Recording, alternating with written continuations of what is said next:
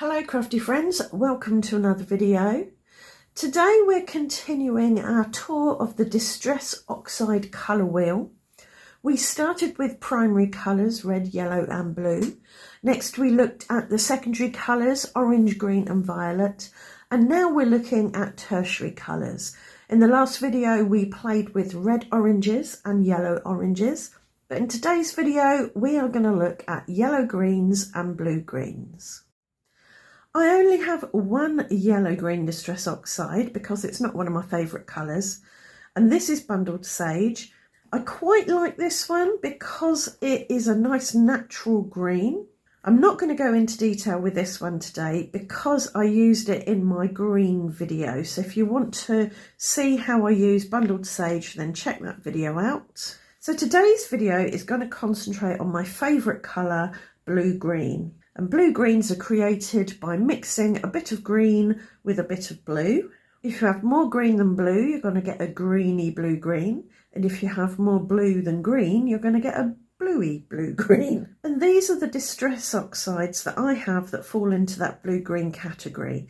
We've got pine needles, evergreen bough, ice spruce, peacock feathers, salvage patina, speckled egg, uncharted mariner and broken china. So I've already done some blending and smushing to save us some time today. We've got pine needles, evergreen bough and ice spruce. And these are greens with a bit of blue in, I think. When you look down this area at the ice spruce end, it's quite grey. It's a muted blue-green, but they work together nicely. And this is what they look like when they're smushed. I smushed on the ice spruce first, then the evergreen bough and then the pine needles. So here we have more bluey blue-greens, peacock feathers, salvage patina, speckled egg. And again, this lighter colour at this end is more grey, more muted. But this is one of my very favourite colour palettes. And this is what it looks like smushed. I started with the lighter one, then did a layer of salvage patina and finally a layer of peacock feathers. Finally, we have Uncharted Mariner and Broken China. I love these two colours. They're very blue, but with a touch of green in them. And here's what they look like smushed. I did the Broken China first, dried it, and then smushed on the Uncharted Mariner. So I thought I'd play with all of my blue-greens today. And I'm going to blend them all onto this piece of A4 mixed media paper, starting with the lighter colours. So that's speckled egg. Now for some iced spruce, now some salvage patina. It's interesting that even though these all fall within the same area of the colour wheel, they're all quite different. It all depends on the ratio of colours that are mixed and whether white has been added or black or grey has been added. Now for some evergreen bough, peacock feathers, broken china, uncharted mariner. I think I'll go back in with some speckled egg, bring some lightness to some of the darker areas. I'm not trying to get perfect blend here because this is going to end up cut up and I'm going to do more things on top of it. So it's just about getting some colour down and a bit more ice spruce here and there. And some evergreen bough, because the bluey blue-greens are really dominating and I want to spread some of the greeny blue-greens around. I've got some water here and I'm just going to spritz and mist to get some of that oxide effect going. I'll mop that up with some paper towel. I want to make some bigger drips, so I'll just do that. And I'll dry that with my hairdryer. I want to do some stamping now, and I've got this large mixed media background type stamp. It's got crackles on it, I think, or cracks. And I'm inking it up with Uncharted Mariner because I want it to show up on most places. I'm not looking for a perfect impression, but I think this is probably the easiest way to stamp it on here.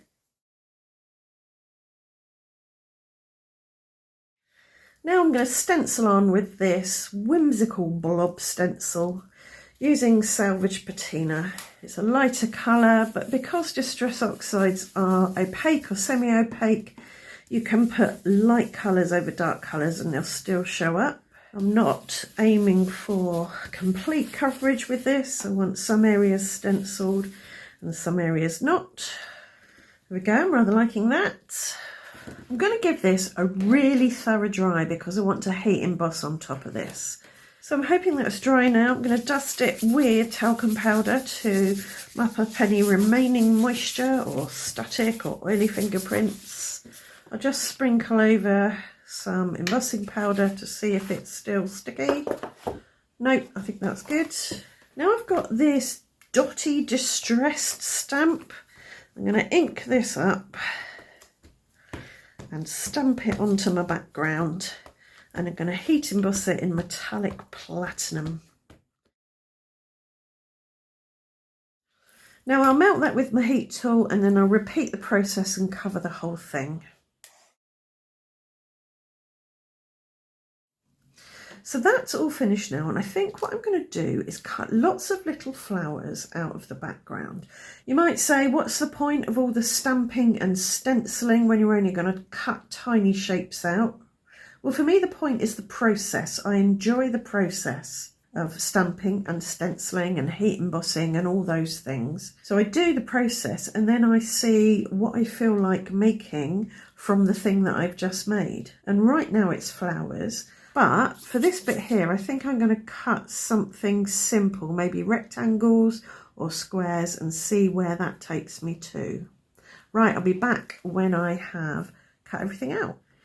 There we go, I've got a few leaves, some wobbly edged flowers, some small round petal flowers, and some more pointy petal flowers, plus 4 rectangles.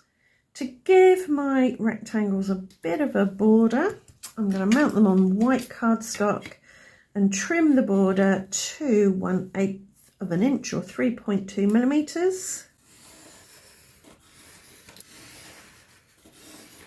For the first card, I'm going to take one of my rectangles and place it in the centre of the card, horizontally and vertically.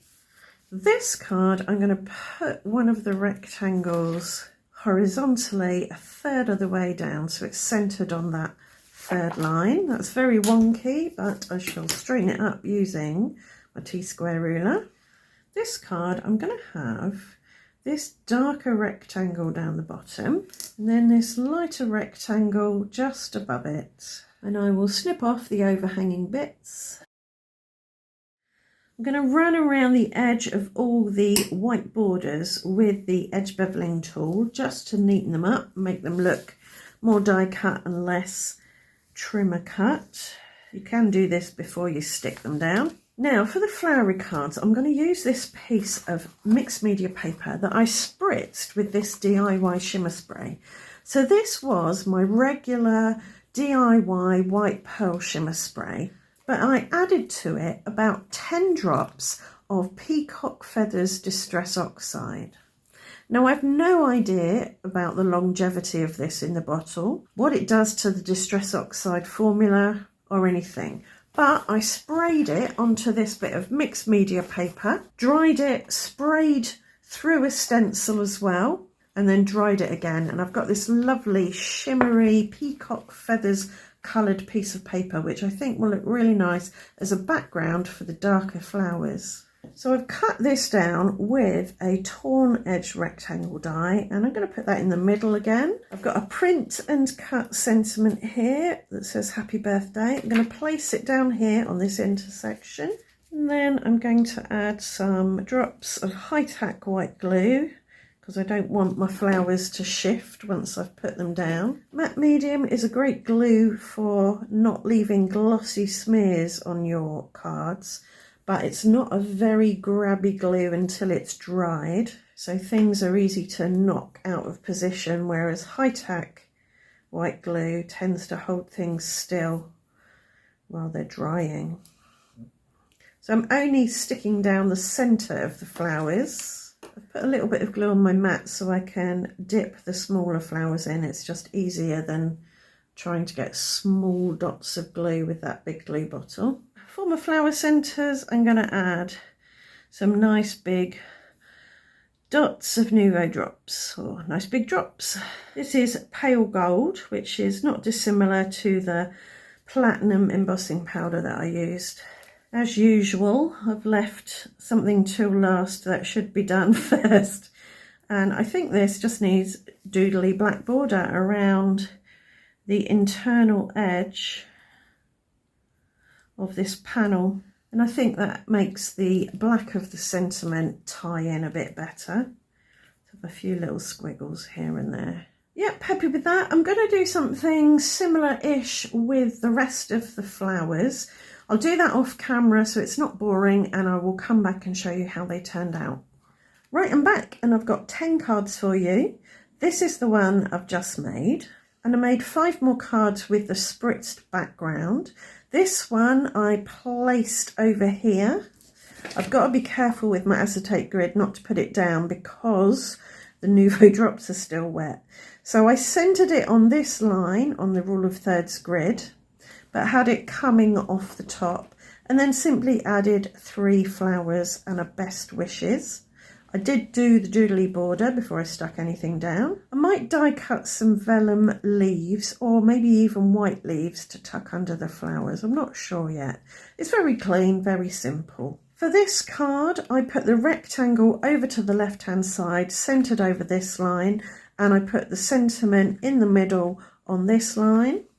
And then I just snuggled lots of flowers around the sentiment. I think it does need a squiggle here and there. For this card, I separated a rectangle. I put half here on a diagonal and the other half down here on a diagonal. I put the sentiment on this intersection, and then I added some flowers bobbling along the edge of the rectangles. I placed this rectangle over to the right, hanging off, and trimmed off the edge. This edge of the rectangle bisects the card. The sentiment is on this intersection, and again I snuggled the flowers around the sentiment. This is the last of the spritz background torn edge rectangle cards. This time I put the rectangle on horizontally, centered over this top line. And I thought I would put the sentiment not on any particular intersection, although it does happen to be sort of halfway down the card on this line here. But I thought I would just put it over that black line and then again snuggle the flowers around it. I'm not 100% sure. I think with the snuggled flowers it would look possibly better if the sentiment was up here on the middle of this rectangle, but I think it's okay. So for these cards I wanted the background to be the star of the show, so I simply added a plain white floral die cut to each and a sentiment and nothing else, and I think that works well. They're clean, they're simple, they're quite dramatic, and I don't think they need anything else. So we've got a little extra card here, card number 10. It's slightly warped from the drying process, but it will flatten out. And for this one, I used the leaves that these dies cut out. I didn't want to put those leaves behind flowers that I cut out from the same background because I thought they would have gotten lost. So instead I cut out some white flowers and put them on the leaves. And I used my DIY Peacock Feather Shimmer Spray to spritz gently the back of the card to provide a subtle coloured backdrop, and that helps the white flowers stand out. I place the sentiment here in the middle on that third line, and then again just put the flowers around. I did punch some circles out of some leftover bits of background, and I used some of them for flower centres and some of them for sprinkles. I added crystal glaze to the flower centres though, just to give them a bit of a dome and make them look different from the flat ones. And I also sprinkled in some gold Nouveau drops as well for a bit of extra sprinklage. So that's the blue greens. In my next video we're going to look at the blue violets and the red violets. And after that we'll look at some neutrals. Right, I hope you found today's video enjoyable and helpful. If you have, do leave a comment to let me know.